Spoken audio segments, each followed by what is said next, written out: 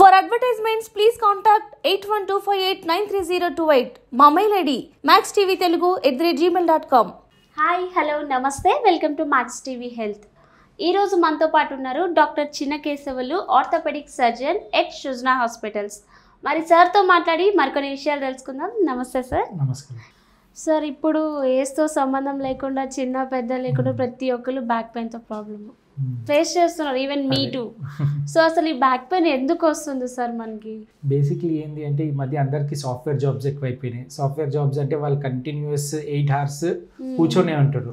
కూర్చొని ల్యాప్టాప్లో లేదా సిస్టంలో కూర్చొని పనిచేయడం వల్ల ఈ చాలామందికి మిడిల్ ఏజ్ వాళ్ళకి, యంగ్ ఏజ్ వాళ్ళకి ఈ ప్రాబ్లమ్స్ అనేది వస్తున్నాయి.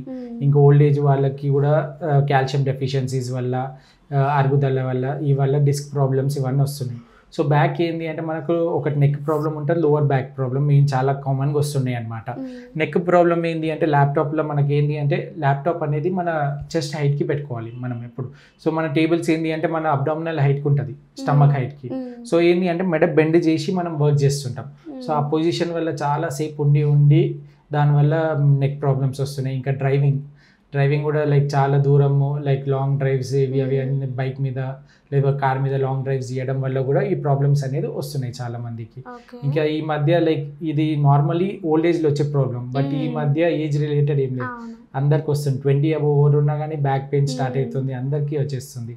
So main reasons calcium deficiency, sedentary life style, ఇంకా ట్రావెలింగ్, దీనివల్లనే చాలా ఇబ్బందులు అనేది వస్తున్నాయి. సో ఈ బ్యాక్ పెయిన్కి కూడా ట్రీట్మెంట్ ఉంటుందా సార్?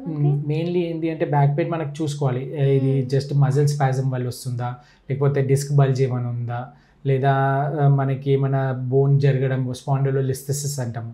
అంటే ఈ బ్యాక్ బోన్ ఉంది కదా, బ్యాక్ బోన్ ఒక నుంచి ఇంకోటి జరుగుతుంది. ఆ జరగడం వల్ల ఏమవుతుంది అంటే నర్వ్ కంప్రెస్ అవుతుంది, కంప్రెస్ కావడం. సో ప్రాబ్లం ఏంది అని చెక్ చేసి మజిల్ స్పాజం ఉంది అంటే మనం పెయిన్ కిల్లర్స్ వీటితోని కొంచెం తక్కువ చేసేసుకొని రెగ్యులర్గా ఎక్సర్సైజెస్ అవన్నీ చూపిస్తాము, అవి చేసేసుకుంటే మళ్ళీ రాకుండా ఉంటుంది అనమాట. కానీ ఒకసారి డిస్క్ బల్జ్ అన్నా లేకపోతే స్పాండిలోలిస్థెసిస్ ఉన్న ప్రాబ్లం అవుతుంది అనమాట. సో డిస్క్ బల్జ్ ఉంటే మనం విగరస్ ఫిజియోథెరపీ చేయాల్సి వస్తుంది. విగరస్గా ఫిజియోథెరపీ, ఇంకా వెయిట్స్ పెట్టడము, ఆ బల్జ్ అనేది తక్కువ చేసుకోవడము, లేదా స్టీరాయిడ్ ఇంజెక్షన్స్ ఇవన్నీ ఇచ్చి డిస్క్ బల్జ్ అనేది తక్కువ చేసుకోవాల్సి వస్తుంది. లేదు అంటే సర్జరీ కూడా చేయాల్సిన పరిస్థితి వస్తుంది. ఎప్పుడే లైక్ 2-3 days బ్యాక్ ఒక 30 years పేషెంట్కి సివియర్ డిస్క్ బల్జ్ ఉంటే వాళ్ళకి ఆ డిస్క్ అనేది తీయాల్సి వచ్చింది. ఎందుకంటే చాలా మొత్తం ఆమె కంప్రెస్ అయిపోయి కాళ్ళల్లో వీక్నెస్ వచ్చేసింది అనమాట. సో కాళ్ళల్లో వీక్నెస్ వల్ల ఆ డిస్క్ తీయాల్సిన పరిస్థితి వచ్చింది అనమాట. ఆమెకు స్టీరాయిడ్ ఇంజెక్షన్, మందులు ఇవి ఇచ్చినాక అంత తగ్గుతలేకుండా పెయిన్. సో లాస్ట్కి డిస్క్ బల్జ్ చేసినాక తనకు మొత్తం పెయిన్ రిలీఫ్ అదంతా బాగుండే అనమాట. సో మెయిన్ ప్రాబ్లం ఈ డిస్క్ బల్జ్ అనేది అంటాము. ఈ డిస్క్ బల్జ్ అనేది స్పాండిలోలైసిస్ అంటాము. సో కాల్షియం డెఫిషియన్సీ వల్ల, లేదా వెయిట్ ఒబెసిటీ వల్ల, వెయిట్ ఎక్కువ అవ్వడం వల్ల కూడా జాయింట్ స్పేస్ నేరో అయిపోతుంది. ఆ నేరో కావడం వల్ల ఈ డిస్క్ బల్జ్ అనేది బెలూన్ లాగా ఉంటుంది అనమాట. డిస్క్ అది బెలూన్ లాగా బయటికి వచ్చి మన నర్వ్ని కంప్రెస్ చేస్తుంటుంది.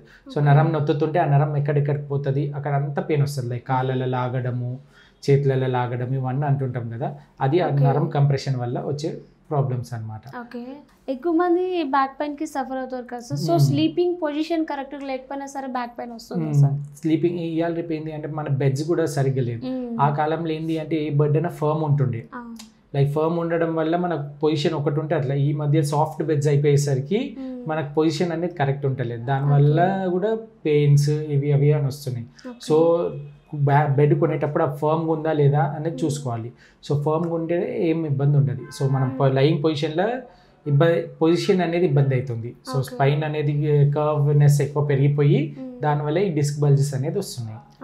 ఇంకా ఎక్కువ కూర్చోవడం కూడా, సాఫ్ట్వేర్ వాళ్ళు ఎక్కువ కంటిన్యూస్గా 6 hours 8 hours ఇట్లా కూర్చొని వర్క్ చేస్తుంటారు.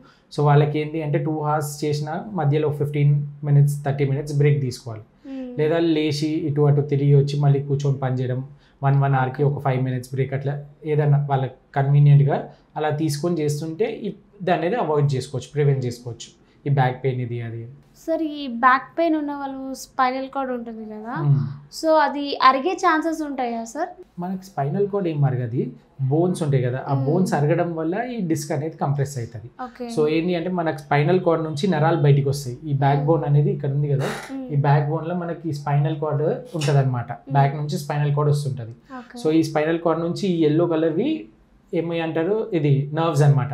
ఎల్లో వచ్చేవి నరాలు. సో ఈ నరాలు కంప్రెస్ అవుతుంటుంది. ఇక్కడ మనకి రెడ్గా బయటికి వచ్చింది కదా, ఇది బయటికి వచ్చి ఇది కంప్రెస్ చేస్తుంటుంది.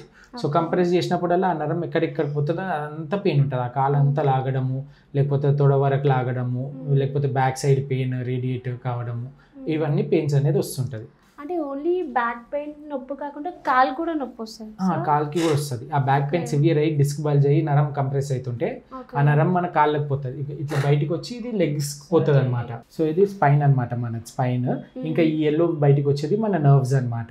ఇంకా ఈ మధ్యలో వైట్ కనిపించేది డిస్క్లు అనమాట. ఈ మధ్యలో బోన్స్ అనమాట. బోన్స్ ఈ ట్రాన్స్పరెంట్ వైట్ది డిస్క్. సో ఏందవుతుందంటే ఈ కాల్షియం తగ్గడం వల్ల ఈ బోన్ మీద ప్రెషర్ పడి కాల్షియం తగ్గడం, బరువు పెరగడం వల్ల ఈ జాయింట్ స్పేస్ అనేది తక్కువవుతుంది. సో ఈ జాయింట్ స్పేస్ తక్కువైనప్పుడు ఇట్లా డిస్క్ బల్జ్ అనేది బయటకు వస్తుంది. ఇక్కడ రెడ్ది బయటకు వచ్చింది కదా, ఇట్లా బయటకు వస్తుంది. డిస్క్ కంప్రెస్ అయ్యి ఇట్లా బెలూన్ లాగా బయటకు వచ్చి ఈ ఎల్లో కలర్ నర్వ్ని కంప్రెస్ చేస్తుంది. సో ఆ కంప్రెస్ చేస్తే ఆ నర్వ్ అనేది మనకి ఇట్లా కాళ్ళలోకి వస్తుంటుంది అనమాట. సో ఆ నర్వ్ ఎక్కడెక్కడ పోతుంది అక్కడ అంతా కాళ్ళలో లాగడము, తిమ్మిర్లు ఎక్కడము, ఇవన్నీ వస్తుంటాయి. సో ఇది మెయిన్ ఈ డిస్క్ బల్జ్ ఆ నర్వ్ని కంప్రెస్ చేయడం వల్ల వచ్చే ప్రాబ్లం అంటాం అనమాట. సో ఇది మనకి పొజిషన్ కరెక్ట్ లేకపోయినా, లేకపోతే వెయిట్ ఎక్కువ ఉన్నా, లేకపోతే కాల్షియం డెఫిషియన్సీస్ వల్ల, ఇవన్నిటి వల్ల వచ్చే ప్రాబ్లమ్స్. ఇంకా ఓల్డ్ ఏజ్లో డీజనరేటివ్ చేంజెస్ వల్ల వచ్చే ప్రాబ్లమ్స్. సో ఈ బ్యాక్ పెయిన్ ప్రాబ్లమ్ని ఫేస్ చేసే వాళ్ళు ఎటువంటి ప్రికాషన్స్ తీసుకోవాలి సార్? ప్రికాషన్ ఏంటి అంటే ఫస్ట్ ఒకటి పొజిషన్, లాంగ్ డ్రైవ్స్ అవన్నీ ఏమైనా చేసుకున్నా కొంచెం కుషన్ లాగా ఏమైనా పెట్టుకోవడం. సో రోజు అవన్నీ మంచిగా ఉంటలేము. సో పిల్లు లాగా ఏమైనా పెట్టేసుకుంటే మనకు కుషన్ ఎఫెక్ట్ ఉంటుంది స్పైన్కి. సో దానివల్ల మనకి ఎక్కువ లోడ్ అనేది పడదు స్పైన్ మీద. ఇంకొకటి సెడెంటరీ లైఫ్ స్టైల్ వల్ల ఏంటి అంటే ఎక్కువసేపు కూర్చోవడం కన్నా, సాఫ్ట్వేర్ వల్ల 6 to 8 hours కూర్చోవడం కదా, మధ్యలో బ్రేక్స్ తీసుకుంటుండాలి. ఆ బ్రేక్స్ తీసుకోవడం వల్ల ఏమవుతుంటుంది అంటే మళ్ళీ తన స్పైన్ పొజిషన్ సెట్ అయిపోయి కొంచెం రెస్ట్ దొరుకుతుంది స్పైన్కి. సో అట్లా 15 minutes బ్రేక్, లేకపోతే ½ an hour బ్రేక్ అట్లా ఇస్తుండాలి మధ్యలో. ఇంకొకటి వెయిట్ ఎక్కువ ఉన్న వాళ్ళు వెయిట్ తక్కువ చేసుకోవడం, ఇవన్నీ చేసుకుంటే కూడా స్పైన్ ప్రాబ్లమ్స్ రాకుండా ఉంటుంది. ఇంకొకటి కాల్షియం లెవెల్స్ ఇవన్నీ మెయింటైన్ చేయాలి, సో దట్ బోన్స్ అనేది స్ట్రాంగ్ ఉండేటట్టు. ఆస్టియోపోరోసిస్ ఇవి కూడా అరుగుదల రీజన్ ఉంటుంది.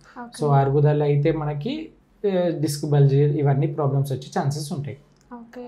ఫుడ్ సార్, ఎటువంటి ఫుడ్ మనం కాల్షియం రిచ్ ఫుడ్స్ అవి తీసేసుకుంటే సరిపోతుంది. వేరేదైతే స్పెసిఫిక్గా ఇవే తినాలి అని లేదు, ఎక్కువ కాల్షియం ఫుడ్స్ తీసుకుంటే చాలా బాగా ఎక్స్ప్లెయిన్ చేస్తారు. Thank you so much.